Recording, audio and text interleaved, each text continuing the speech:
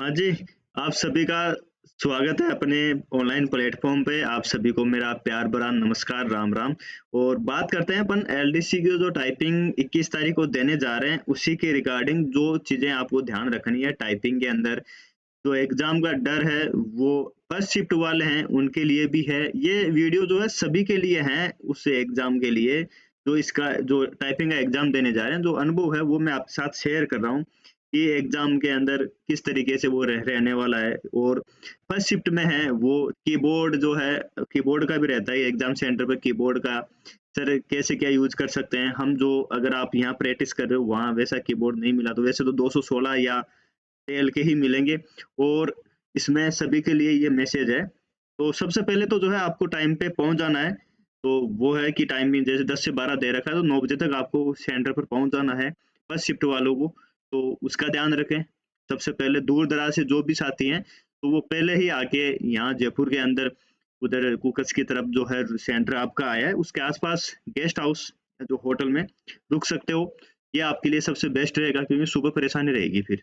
तो एग्ज़ाम से पहले आप सही तरीके से नींद लेके जाओगे तो ये सबसे सही रहेगा।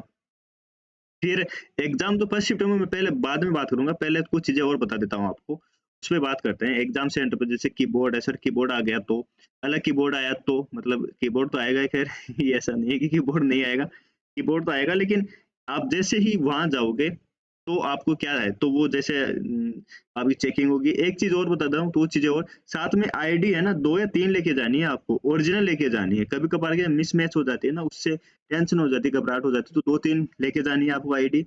और जो ड्रेस कोड है आपने वो पढ़ लिया होगा सही तरीके से, वो लेके ही जाना है। इसमें आपको कोई और एक इतना एक होता है ना कि डर सा रहता है, या फिर उसको डर को अपने ऊपर हावी मत होने देना, है ना? कि यार फर्स्ट शिफ्ट में पता नहीं क्या आएगा। जो आपने पढ़ रखा है ना, उसी में से ही मिलेगा आपको, ये गारंटी है मेरी। तो इससे बाहर जाएगा नहीं कुछ, कि आप ये सोचो। और मान लो बाहर गया तो देखो बाहर तो आउट ऑफ सिलेबस भी था, लेकिन आपने एग्ज़ाम क्रैक किए है ना, 3 गुणा के अंदर आए हो ना, इस वजह से जो है उसका भी नहीं पता था वहाँ पे। अगर डर डर गए होते तो आप बाहर हो जाते, डरे तो नहीं, आउट ऑफ सिलेबस को देख के। आउट ऑफ सिलेबस का मतलब ये है कि कुछ क्वेश्चन मान लो नहीं आया आपको, तब क्या करें? तो वो तो सबके साथ ही होगा इस तरीके से, है ना? तो ये चीज़ है, तो आपको वहाँ पे एंट्री होगी, वो पूरा करवा के आराम से प्रोसेस, अपनी सीट पे बैठना है, कीबोर्ड चेक करना है पूरा कि कीबोर्ड सही है नहीं। कुर्सी जो रहेगी, वो आप ऊपर-नीचे आप कर सकते हो उसको अपने अनुसार, है ना? ये, तो उसमें घबराना नहीं है कि सर यहाँ पर प्रैक्टिस अलग थी, हमने वहाँ कैसे हुआ? वहाँ पर कंप्यूटर टेबल मिलेगी, कंप्यूटर टेबल में ये होता है कि टेबल है, नीचे ड्रॉवर होती है ना? उस तरीके से, तो उसको आप ऊपर रख सकते हो, ऐसा नहीं है कि आप जैसे कि ऊपर नहीं रख सकते हो, आप उसको बिल्कुल कंप्यूटर के पास में होती वहाँ रख सकते हो, कीबोर्ड को ऊपर रख सकते हो टेबल पे, कोई मना नहीं करने वाला आपको। कुर्सी को ऊपर ऊपर डाउन कर सकते हो, नीचे कुर्सी में कुछ दिक्कत आ रही है, वो चेंज करवा सकते हो, आपको जैसे कंफर्टेबल नहीं है, तो वो आप चेंज करवा सकते हो। कीबोर्ड को चेक करना है कि पूरे ही काम कर रहे हैं कि नहीं कर रहे हैं, ये चीज़ आपको चेक करनी है। दिक्कत आ रही है, तो आप उनको बोल सकते हो कि सर इसमें कुछ दिक्कत आ रही है, तो वो चेंज कर देंगे एग्ज़ाम स्टार्ट होने से पहले, ठीक है? अब आगे आगे एग्ज़ाम वो पूरा चीज़ होगी, फिर आपके सामने लेसन आएगा कि 2 मिनट का, कि आप प्रैक्टिस कर लीजिए। जैसे यहाँ पे ट्रायल आया था ना, वो सैंपल पेपर, वो आएगा, तो उसको आपको ट्रायल के रूप में यूज़ करना है आपको बढ़िया तरीके से। पहले हिंदी होगी, फिर इंग्लिश होगी, फिर हिंदी एफिशिएंसी, और फिर लास्ट में इंग्लिश की एफिशिएंसी होगी, ठीक है? इस तरीके से। हो सकता है क्रम ऊपर-नीचे वो बता देंगे आपको, उसमें घबराना नहीं। ये पूरा चेक करने के बाद बैठना है। बैठने के बाद में क्या करना है आपको?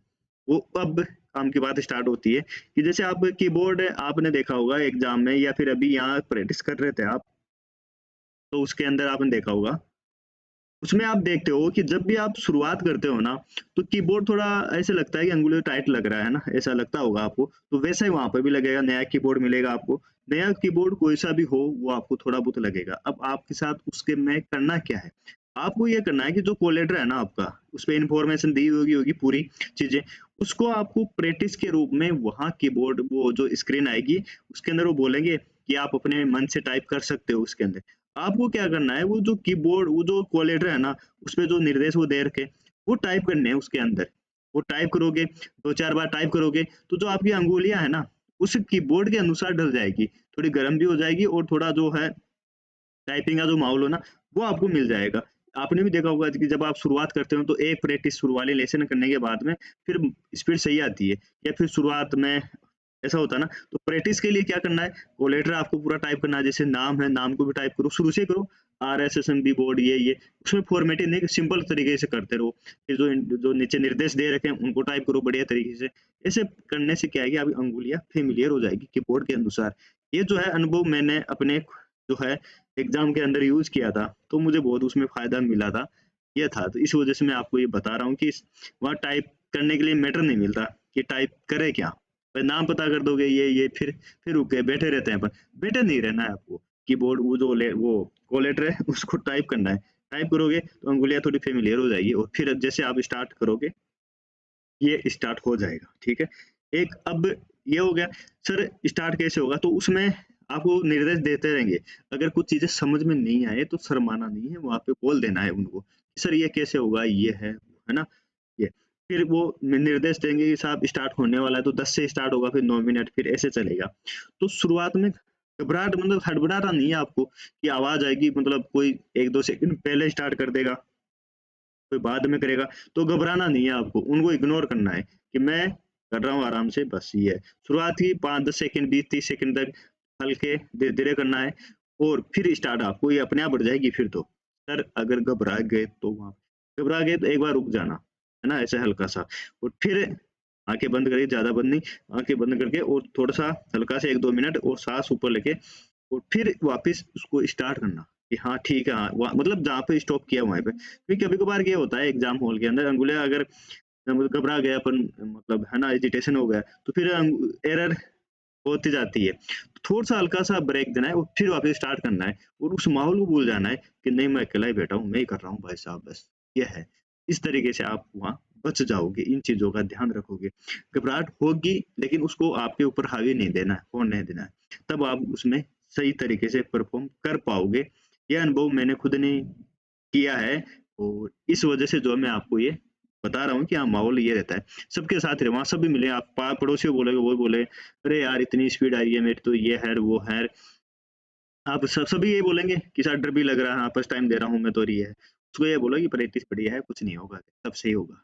ऐसा कुछ नहीं है। भई एग्ज़ाम में अपन ने प्रैक्टिस कर रखी है, हाँ, और ये तो है नहीं कि कोई अलग कुछ आएँगे, सबने यूट्यूब देख रखा है, सबने प्रैक्टिस बढ़िया कर रखी है, 12,000 हैं जो, सबने कहीं न कहीं से देख रखा है। उसे यार वही तो ले भई ये, जहाँ अपन सेंटर पर जा रहे थे, वही तो है ये, कोई अलग थोड़ी है। इस तरीके से मन को बेवकूफ़ बना के रखोगे आप, तो बढ़िया तरीके से जो आप एग्ज़ाम देने जाओ, टाइपिंग कर पाओगे। अब टाइपिंग के बाद में बात करते हैं एफिशिएंसी का, कि सर एफिशिएंसी स्टार्ट हो गई। तो एफिशिएंसी के लिए ये है कि 5 से 7 मिनट पहले आपको पेपर दिया जाएगा, है ना, हार्ड कॉपी। उसका क्या करना है, उसको आपको पहले देख लेना है पूरे क्वेश्चन। 10 क्वेश्चन या 10 से 15 आएँगे, 15 आने की संभावना, 15 क्वेश्चन आते हैं, उनको सबको पढ़ना है सही तरीके से, घबराना नहीं है। जैसे मान लो पहला क्वेश्चन पढ़ा आपने, वो नहीं आया तो घबराना नहीं है, बाकी तो आएँगे, बाकी 14 बचे हैं। तो उनको एक-एक पढ़ना है, और जो क्वेश्चन आ रहा है ना उसके लिए खुश होना है कि अरे यार! ये तो पढ़ा है। जैसे पहला फर्स्ट क्वेश्चन पढ़ा आपने, पढ़ते ही आपको दिमाग में एमएस वर्ड याद आना चाहिए कि साहब कि इसको डबल अंडरलाइन करना है या डबल स्ट्राइक थ्रू करना है, तो आपको फ़ॉन्ट में डायलॉग बॉक्स में मिलेगा, ऐसे याद आपको करना है। ठीक है? फिर दूसरा पढ़ा आपने, तीसरा पढ़ा, ऐसे पढ़ते मान लो बीच के अंदर 1-2 क्वेश्चन आए, आपको समझ में नहीं आए, या फिर आपने सुन नहीं रखा था, वो एक बार हल्का-सा पढ़ने की कोशिश करना। 15 क्वेश्चन है, 5 मिनट मिलेगी, 5 मिनट में 15 बार पढ़ दोगे आप। ये तो है, तो उनको पढ़ना, जो आ रहे हैं उनको, फिर नहीं आ रहा है ना, उनको हल्का-सा पेन से टिक कर देना एक बार। फिर उनको समझने की कोशिश करना जो नहीं आ रहे हैं उनको, कि यार ये कहाँ पर मिल सकता है, तो पास वाले की बल्कि हेल्प ले सकते हो कि यार भैया ये आ रहा है, भाई नए भैया है पास में जो भी रहे उनके आप पूछ लेना, यार ये क्या रहेगा, है ना। अगर वो एक बार में नहीं बताता है या नहीं आ रहा है उसको भी, तो फिर परेशान नहीं करना है किसी को। देखो सबकी जिंदगी का सवाल है अपनी, है ना, लाइफ का सवाल है, तो अपन किसी को ये परेशान करे, तो इस तरीके से जो है क्वेश्चन जो आ रहे हैं उनको वहीं पे पहले सोल्व करने की कोशिश करना, है ना, पहले दिमाग में कि हाँ यार ये अपन को वहाँ मिलेगा। वो फाइंड रिप्लेस का क्वेश्चन आ गए, हेडर फुटर का है, हेडर फुटर वाला क्वेश्चन की लैंग्वेज थोड़ी डिफरेंट आई है, तो उसमें आपको थोड़ा ये दिक्कत हो सकती है ना, इस तरीके से। और जो अपना पेज मार्जिन है वो है ना, ये आपको करना है इस तरीके से। मान लो 15 में से 1-2 क्वेश्चन नहीं आए, बिल्कुल भी नहीं आए, पढ़े हुए नहीं थे, तो भी घबराना नहीं है, बाकी ये क्वेश्चन तो आ रहे हैं, आप ये तो सोचो कि यार 25 नंबर का मैटर है, 25 में से मेरे पास 2 या 3 नंबर का मैटर नहीं आ रहा मेरे को, तो उसके लिए घबराना क्यों है? वो तो आ रहा है बाकी का, घबराओगे नहीं तो बाकी के में बढ़िया कर पाओगे आप। ये चीज़ हमेशा रहती है साथ में, इस चीज़ का आपको ध्यान रखना है। ये तो एमएस वर्ड। अब एक्सेल की बात करें, सर एक्सेल में फ़ॉर्मूले आए ही नहीं या फिर फ़ॉर्मूले नहीं आते हैं, सिंपल एक्सेल आता ही नहीं है, तब तो खुश होना है आपको कि यस फ़ॉर्मूले आते हैं।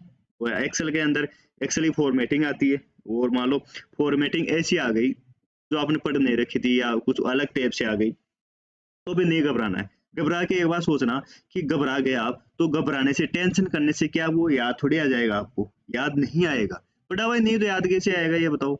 इससे बढ़िया है ना कि ठीक है यार मैंने नहीं पढ़ रखा था, तो कोई बात नहीं है। कुछ पढ़ा हुआ तो है, पढ़ा हुआ है वो अपन करते हैं। तो ये है, इसके लिए आप एक्सेल का जो फ़ॉर्मूला है वो मान के चलना। सर कितने फ़ॉर्मूले पढ़ सकते हैं? अब देखो क्या पढ़ोगे अब? सभी इम्पोर्टेंट है वैसे तो फ़ॉर्मूले, लेकिन जो आपको कोचिंग में जो आपने पढ़ रखे हैं, याद कर रखे हैं, वही काम आएँगे अब आपके। उसमें से मिल जाएँगे लगभग, ऐसा नहीं है कि सैंपल पेपर के अकॉर्डिंग पढ़ा है सभी ने, उसके अकॉर्डिंग मिल जाएँगे, ये है ना? इस चीज़ को तो एफिशिएंसी को लेके टाइपिंग के लिए जो छोटी-छोटी चीज़ें हैं, जो मैंने आपको बताई है, तो इन चीज़ों का आप ध्यान रखोगे तो आपके डेफ़िनेटली ये काम आएगी। ये मैंने खुद ने इनको यूज़ कर रखा है मैंने, इसलिए। इसलिए मैं आपको वहाँ बता रहा हूँ मैं। तो इस वज़ह से जो है, बाकी डर जो लगता है ना, सबको लगता है यार, जो तैयारी करता है ना उसको डर लगता ही है। बाकी बिना तैयारी के, जैसे मैं अभी टाइपिंग नहीं दे रहा, तो मैं आपको बता रहा हूँ तो मेरे को डर नहीं लग रहा। और जो फर्स्ट टाइम देने जाते हैं उनको डर लगता ही है। अभी मैं हाई कोर्ट की भी दे के आया था अभी लास्ट टाइम पे। उस टाइम तो हमारे साथ तो बहुत परिस्थिति बहुत विपरीत थी। लेकिन फिर भी हम टाइपिंग देने में गए थे, सब कुछ सही भी हुआ था, अभी वो कोर्ट केस ही चल रहा है। लेकिन हमारे से वो कभी बाद में बताऊँगा मैं इस चीज़ की कितनी कठिन परिस्थितियाँ थी, विपरीत थी हमारे सामने, फिर भी हम गए वहाँ बढ़िया। और मतलब उम्मीद नहीं थी कि मतलब वो कट ऑफ क्लियर हो जाएगी हमारी, लेकिन हो गई वो। 1 महीने तक, मई के अंदर हमने, मई में हुई थी 2023 के अंदर। 1 मई के मई के बाद में हमने पूरी मई टाइपिंग की नहीं, इधर-उधर केस में दौड़ दौड़ रहे थे, ये वो। फिर एक दिन एग्ज़ाम से 1 दिन पहले पता चला था हमें कि आपकी टाइपिंग है, आपको एग्ज़ाम देने जाना है। तो 1 दिन बाद, 1 दिन पहले पता चला, फिर हम गए। टाइपिंग तो की नहीं थी, एफिशिएंसी ऊपर-ऊपर से वीडियो देखे थे यार, क्योंकि 1 दिन पहले आपको ये बोले कि आपकी कल टाइपिंग है या कल एग्ज़ाम है, तो आप सोच सकते हो कितने मेंटली तैयार हो आप। और हम तो कोर्ट केस में भाग-दौड़ कर रहे थे, तो वो भी हालत थी हमारी तो। फिर भी हम गए वहाँ देने गए बढ़िया कि भाई सोच के बढ़िया गए वहाँ। और वहाँ जाने के बाद में वो था, जो टाइपिंग का क्राइटेरिया था ना, कट ऑफ गई थी 302, उससे ऊपर ही नंबर आए हैं हमारे। वो नंबर देख के खुशी हुई कि यार चलो ये था। तो अनुभव था, मेहनत थी, और कूल रह के गए थे यार, होगा जो देखा जाएगा क्या है। वैसे भी कोर्ट ने मुझे बाहर कर ही दिया था, लेकिन वो हम कोर्ट जो था कट ऑफ थी वो क्लियर कर गए थे हम। इस वजह से जो अनुभव मैंने वो था टाइपिंग के, वो वहाँ पे याद आया था हमें कि कोलेटर टाइप करना है यार अपन को। भाई टाइपिंग के लिए ये टाइपिंग प्रैक्टिस कैसे करें वहाँ? 5-7 मिनट कर लेंगे तो कीबोर्ड अपने अकॉर्डिंग हो जाएगा, इस वजह से। ये जो छोटे-छोटे अनुभव है मैंने आपके साथ शेयर किए, फिर भी डर लगता ही है, ऐसा नहीं है कि साफ लगेगा। लेकिन डर को अपने ऊपर हावी नहीं होने देना है। उसको लिमिट में ही रखना है कि भाई तू तेरी लिमिट में रह। बाकी डर गए तो सो इससे हाथ धो बैठोगे। यूट्यूब पे अलग-अलग तरीके से सब अपने तरह से मोटिवेशन करते ही हैं। देखो, मेरे पास इतना कुछ मोटिवेशन के मामले में है नहीं कि यार अपन कोई इतने बड़े टीचर हैं, कोई बढ़िया मोटिवेटर या स्पीकर हैं, ऐसे नहीं है। एक प्लेटफ़ॉर्म है, मैंने जो अनुभव थे वो आपको बताए हैं। रियलिटी बताई मैंने, ऐसे नहीं कि ऐसे हो जाए वो, ऐसा कुछ नहीं, मैंने रियलिटी बताई है आपको, है ना? बाकी एग्ज़ाम आप देखोगे, लगभग सबके चेहरे ऐसे हाव-भाव रहते हैं कि अरे! क्योंकि वो तैयारी करके गए हैं, और जो तैयारी करके जाता है उसको डर भी लगता है, मन में कई तरह के विचार भी आते हैं, ये है, वो है, सबके साथ होता है, ये है साथियों। बाकी आप इन चीज़ों को फ़ॉलो करते हो, तो वीडियो तो ज़्यादा लंबा ना करूँ मैं, आप सभी को ऑल द बेस्ट मेरी तरफ से। और सभी बढ़िया पेपर करके आओ, जो फर्स्ट शिफ्ट में हैं, उनके साथ मेरी दुआएँ सबसे ज़्यादा रहेगी, क्योंकि वो योद्धा हैं, सबसे पहले वो आगे हर हाल में है वो, है ना? तो इसलिए उन साथियों को निश्चित होके और मस्त होके जाना है कि ठीक है, अपन योद्धा हैं, और जो हिम्मत वाले होते हैं, वो आगे रहते हैं, ठीक है? तो आप हर चीज़ के लिए तैयार रह के जाएँ और थोड़ा कूल रह के जाएँ, तो आप डेफ़िनेटली सबसे बढ़िया करोगे। और ये भी सोच के चलना कि यार मेरे ग्राह अपने ही जी आएगा, है ना? इस तरह की चीज़ें होती है, पॉज़िटिव रहने की, नेगेटिव रहने के वाले नेगेटिव की उससे ज़्यादा है, लेकिन पॉज़िटिव रहने के कई तरीके हैं। ये रहेंगे, सही है, बढ़िया, सब कुछ बढ़िया होगा आराम से। और सब कुछ बढ़िया ही होगा, देख लेना फर्स्ट शिफ्ट वालों के साथ, ठीक है। और कोई हो तो आप कमेंट कर सकते हो। बाकी बैठने की कीबोर्ड के बारे में, मान लो कीबोर्ड 216 या ये नहीं आता है तो भी आप कीबोर्ड वो जो कोलेटर था ना उसको टाइप करोगे ना तो आराम से वो अपने आपकी उंगली के हिसाब से हो जाएगा सेट। ये प्रैक्टिकल किया हुआ है मेरा। और ये है जो सेकंड शिफ्ट में उनको थोड़ा हल्का सा और बता दूं मैं कि सेकंड शिफ्ट में है तो वो क्या कर सकते हैं सर। वो तो आप जो है फर्स्ट शिफ्ट में जो पेपर दिए हैं उनको पूछ लेना, उनसे बात कर लेना कि पेपर कैसा है, एफिशिएंसी कैसी आई थी। एफिशिएंसी वो बताते हैं सर ऐसे ऐसे आई थी, वो बताते हैं। तो आपको क्या करना है कि जो यूट्यूब पे मैंने अभी एमएस वर्ड की मैराथन करवाई थी वो देख लेना 2 की स्पीड में, उससे ऑप्शन याद हो जाएंगे आपको, है ना। ऐसे या फिर आप अपने हिसाब से जो मैराथन या अपने हिसाब से वीडियो देख रखे हैं एमएस वर्ड के, एक्सेल के, वो 2 की स्पीड में देख लोगे तो आपका रिवीजन हो जाएगा हाथों हाथ। तो वो जो सेकंड शिफ्ट है वो ये काम करना है आपको, है ना। तो ये था आप सभी साथी। तो एक बार फिर से तो फिर आप सभी को ऑल द बेस्ट तहे दिल से मेरे तरफ से। ये और जो सभी साथी हैं जो मेरा को सुन रहे हैं उन सभी साथियों का इसमें सिलेक्शन होगा जरूर। आप ये देख लेना आप, है ना। हिम्मत की कीमत होती है, हिम्मत रखोगे लास्ट तक तो मैदान जीत जाओगे, है ना। और मैदान जीत के आना है फर्स्ट शिफ्ट वालों को, ये नहीं यार मैदान मैदान मार के आएंगे हम तो, है ना। मिलते हैं अब। और कोई कमेंट होगा सिंपल तो ये वीडियो मैंने बचा के रखा था लास्ट तक कि आपको इन चीजों का ध्यान रखना है। वीडियो थोड़ा लंबा हो गया है तो 2 की स्पीड में देख सकते थे आप, ठीक है साथियों। चैनल पर नए हो तो चैनल को सब्सक्राइब कर दीजिए, और कर रखा है तो अपने साथियों के साथ, अपने परिवार के साथ, अपने घर वालों के साथ इसको शेयर भी करें, उनसे भी सब्सक्राइब करवाएं। सब्सक्राइब बढ़ाएं जरूर इसका। और ऐसे ही आपके साथ जुड़े रहेंगे हम आगे भी एग्जाम की से एक वैकेंसी के लिए अब और भी बढ़िया करने की कोशिश कर रहे हैं जैसे इसमें किया है अपन ने। और आपने इसमें देखा भी होगा कि ऊंची दुकान फीके पकवान भी आपको देखने को मिलेंगे। ये चॉइस के बाद में बात करेंगे इस पे, ऊंची दुकान फीके पकवान का मतलब क्या है, वैसे आप समझ गए होंगे, है ना। ठीक है साथियों, मिलते हैं नए वीडियो में। जब तक जय हिंद, जय भारत, गुड गुड लक सभी को, बेस्ट ऑफ लक मेरे प्यारे साथियों को तहे दिल से।